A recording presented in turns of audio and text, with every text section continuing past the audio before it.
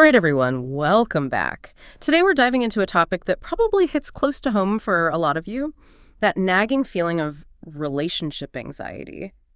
Specifically, the fear that your partner might, be falling for someone else. We're going to be dissecting a YouTube video that claims to reveal 5 undeniable signs that your woman, and yeah, those are their words, not mine, is in love with another man. But don't worry, we're not just taking this video at face value. We've got an expert here to help us break it all down and, offer a more balanced perspective. Yeah, it's definitely important to remember that one YouTube video doesn't have all the answers, especially when it comes to something as complex as relationships. Exactly. And this video, let me tell you, it really lays on the drama. It presents these 5 signs with like a soundtrack of ominous music playing in the background. The first one they hit you with is emotional distance. They paint this picture of you calling your partner and she doesn't even say, "I love you." She seems distant, withdrawn, maybe even bored on the phone. And the video basically screams, danger. This is a surefire sign she's emotionally checked out and her heart's already wandering to someone else. Right. And what strikes me is how quickly the video jumps to that conclusion. Like, have they never heard of having a bad day? Or maybe she's just not a super lovey-dovey person on the phone. It doesn't automatically mean there's some secret admirer waiting in the wings. I know, right? We all have those days where we're not exactly sunshine and roses. And let's be real, not everyone's comfortable gushing "I love yous" every 5 seconds. So what do you think, listeners? Is this whole emotional distance thing a real red flag? Or just normal ups and downs in a relationship? I think it's crucial to consider individual communication styles and those patterns within the relationship. What might set off alarm bells for one couple could be totally normal for another. If you really want to dig deep, understanding attachment styles can be really helpful here. Some people naturally fluctuate in their need for closeness and connection. It doesn't mean their love has disappeared. It's just, how they're wired. So instead of freaking out, Yeah. maybe it's more about understanding each other's needs and those communication quirks. Okay, let's move on to sign number 2. This one's a real classic. Increased secrecy. Those anxieties about hidden messages and suspicious phone calls. Yes, the fear of the locked phone. A tale as old as time. Right. This video really hammers it home. Suddenly, your partner has a password on everything, fingerprint scans, Face ID, the whole 9 yards. And according to the video, this sudden urge for privacy means she's hiding something, or rather, someone. It definitely makes you wonder about, the boundaries of privacy in a relationship. Is it even healthy to expect complete transparency all the time? Don't we all need a little bit of our own space? Absolutely. And that question of privacy within relationships is a big one. It's totally healthy to have boundaries and a sense of autonomy. Yeah. Even within a committed partnership. This video seems to prey on that fear of the unknown, of losing control. Yeah. And it definitely uses that to create a sense of urgency. Like, you better act now before it's too late. Right. It almost encourages this detective mindset where every little change becomes evidence of some wrongdoing. Instead of promoting trust and open communication, it's like fueling suspicion and doubt. Exactly. And that kind of thinking can be so damaging to a relationship. It creates an environment where every interaction is, tainted with distrust. And that can really erode the foundation of a healthy partnership. Speaking of foundations crumbling, this video really loves framing any kind of change as a bad thing. And that brings us to sign number 3, lack of interest. They're basically saying if your partner seems less into your shared activities, or even just conversations, it's because her affections have shifted and are probably directed at someone else. Again, it's important to remember that relationships evolve. They change over time. It's natural for interests to shift and for people to go through periods of, personal growth and exploration. Totally. Like maybe she just needs a little space or has a lot going on right now. But this video jumps straight to the conclusion that she's found someone new to share those interests with. I'm sensing a theme here. And that theme seems to be assuming the absolute worst-case scenario rather than considering other possibilities. Wouldn't a healthy relationship be one where you can support each other's growth, even if it means branching out and trying new things? What do you think, listeners? Is a little change a sign of trouble brewing, or just a natural part of how relationships evolve? Up next is a real doozy. Sign number 4. Excessive defensiveness. The video claims that if your partner gets defensive when you ask simple questions, it's a sure sign of a guilty conscience. And of course, that guilt stems from a secret love affair. This really highlights the importance of communication. The way we ask questions and how we respond to them can really impact the dynamic between partners. If someone feels constantly accused or interrogated, defensiveness is a natural reaction. So before jumping to conclusions about a hidden romance, maybe it's worth taking a look at how those conversations are happening. Could you be coming across as accusatory, even if you don't mean to be? Absolutely. And it's important to be sensitive to individual personalities. Some people are just naturally more sensitive to criticism or feeling like they're being interrogated. Approaching these conversations with empathy and understanding can make a huge difference. Okay, ready for the grand finale. Sign number 5, change in appearance. This one's a classic. Ah, yes. The makeover montage. Always a crowd pleaser. The video makes it sound like any effort a woman makes to enhance her appearance has to be for the benefit of someone else. It even goes as far as to say that she's practically announcing her love for another man through her wardrobe choices. This is such a clear example of how the video preys on insecurity and fosters suspicion. Yeah. It's suggesting that a woman's appearance is solely dictated by her desire to attract a partner, which is incredibly reductive and, frankly, insulting. It's like saying a guy who hits the gym is automatically doing it to attract other women and completely ignoring the fact that he might just want to feel healthy and strong. Or maybe he just enjoys working out. It completely ignores the possibility of self-expression, or wanting to boost their confidence, or simply enjoying fashion and beauty for themselves. What do you think, listeners? Are changes in appearance a genuine reason to worry, or just a natural part of personal evolution and self-expression? We'll be back with part 2 soon, where we'll continue to unpack these so-called signs and get the experts' take on what healthy relationships really look like. Stick around. All right, welcome back, deep divers. Let's pick up where they left off, dissecting these supposed signs of infidelity and see if they really hold water. Yeah, happy to dive back in. Let's see, where were we? Oh, yes, the infamous makeover montage. That's right. The video made it seem like any attempt at self-improvement was automatically suspicious. What are your thoughts on that? Well, I think it's another example of jumping to conclusions. People change, and that includes their personal style. A change in appearance could just be a sign of newfound confidence, a desire to experiment, or maybe their tastes have just evolved. So not necessarily a secret love language for another man, after all. Exactly. It's important to remember that people have their own motivations, independent of their romantic relationships.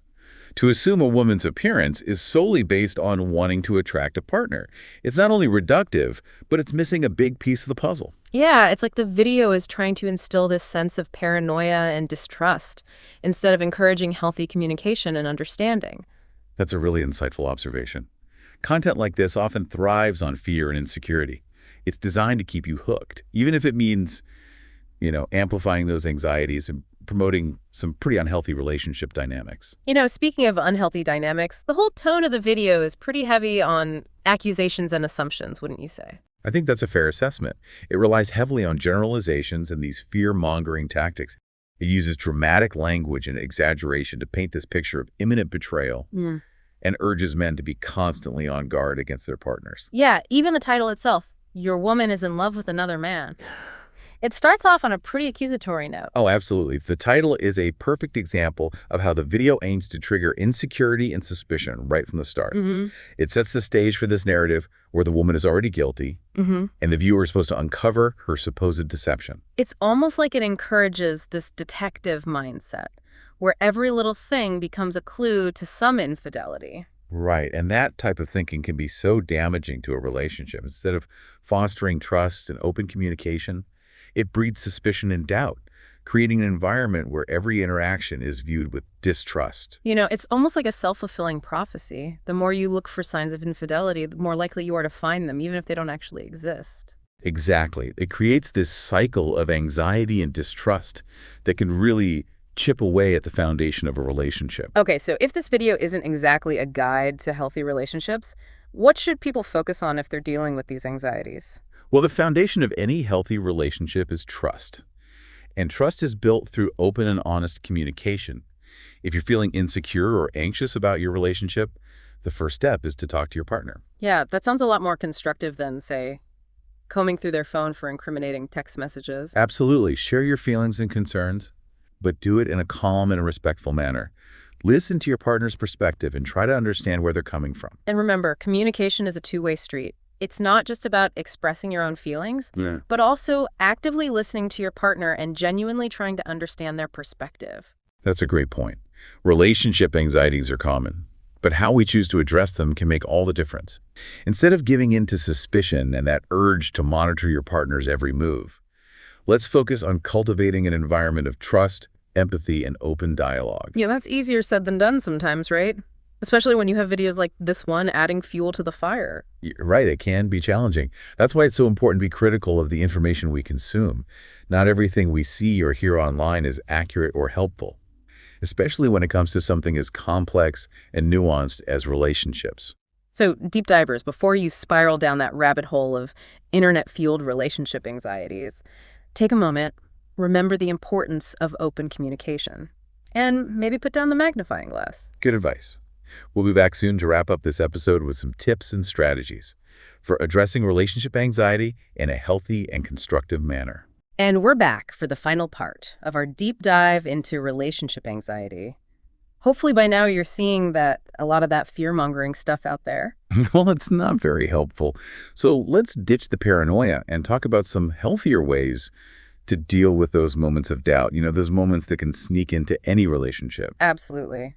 I think it's important to start by acknowledging that these anxieties, they're incredibly common. It's just human nature to feel a little insecure sometimes, especially when it comes to matters of the heart. I hear that. It's not about never feeling those little twinges of doubt. It's more about how we choose to respond to them.